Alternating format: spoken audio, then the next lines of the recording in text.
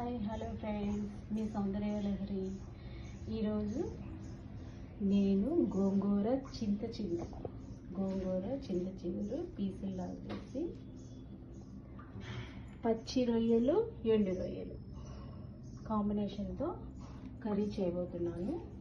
దీనికి కావాల్సినవి టమోటా కింది, అందులో కాస్త చింతపండు వేసి నానబెట్టాలి. తర్వాత చింత చిగురు గోంగూర సన్నగా తరుక్కోవాలి. కొబ్బరి అల్లం వెల్లుల్లి పేస్ట్, పచ్చిమిర్చి, తర్వాత ఉల్లిపాయలు, ఎండు రొయ్యలు, పచ్చి రొయ్యలు, పసుపు. ప్రిపేర్ చేసే విధానం: కడాయిలో నూనె సరిపడినంత నూనె పోసుకొని, తర్వాత పచ్చిమిర్చి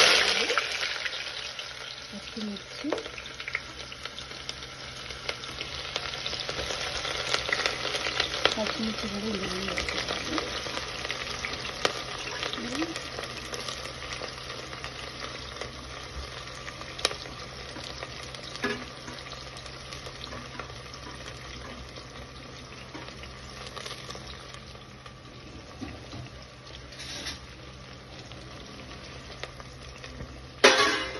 బాగా ఫ్రై చేయాలి.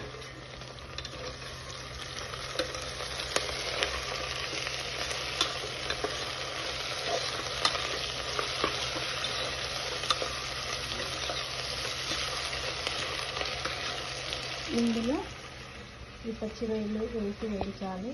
తర్వాత టమాటా ప్యూరీ మసాలా వేయాలి. తర్వాత పసుపు ఒక 2 గంటలు వేయాలి. కారం ఒక 2 స్పూన్లు వేయాలి.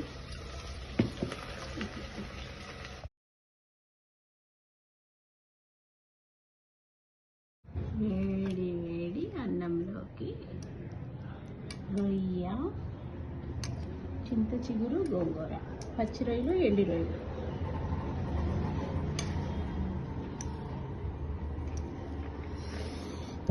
కాలిపోతుంది. టేస్ట్